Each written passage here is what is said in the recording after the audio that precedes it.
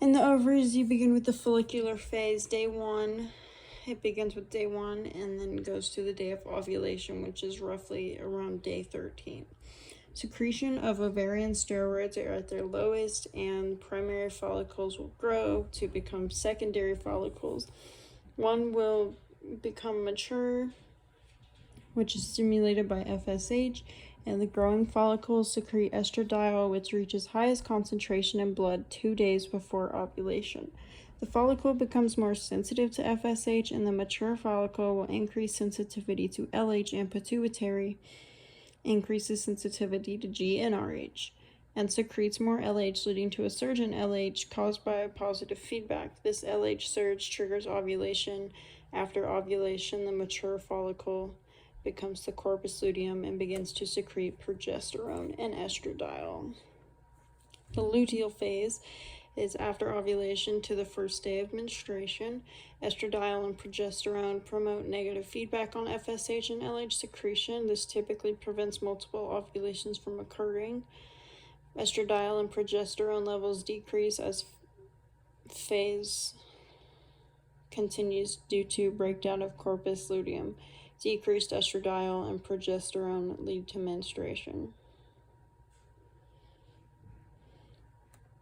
Ovulation. This is the extrusion of a secondary oocyte from the ovary. Follicles protected from atresia, aka degeneration, developed into Graafian follicles that become so large that it forms a bulge on the surface of the ovary. Under proper hormonal stimulation, this follicle will rupture and extrude its oocyte into the uterine tube. The uterus endometrium. Changes to the endometrium are affected by ovarian hormones divided into proliferative, secretory, and menstrual phases. During proliferative, the endometrium thickens and becomes more sensitive to progesterone.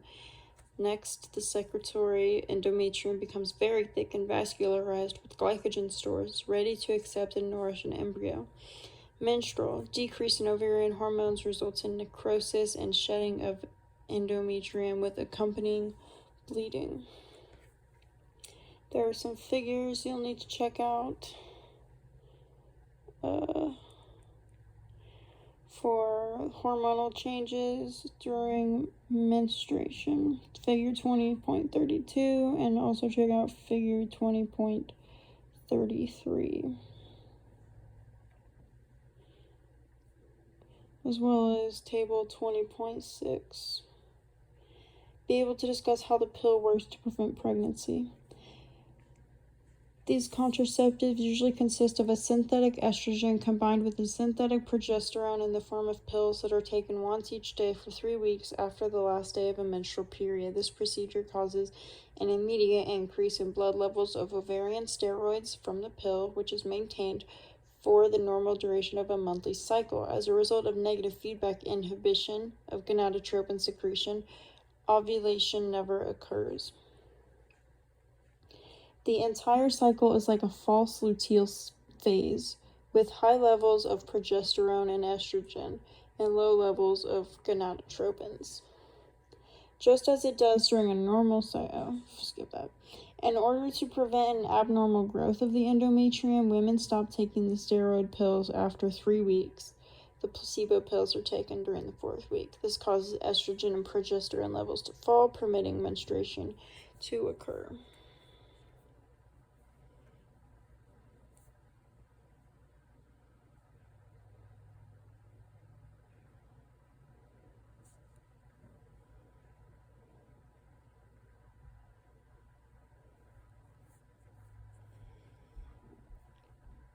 Fertilization occurs. Why doesn't the menstrual phase of the uterine cycle occur? How does this allow for home pregnancy testing? If fertilization occurs, the menstrual phase does not take place because we don't want to shed the inner lining of the endometrium because the fertilized egg is implanted in it. Pregnancy will be maintained if menstruation does not occur. The secretion of HCG is how pregnancy tests detect pregnancy. This hormone is what is tested for when one takes a pregnancy test. Basically,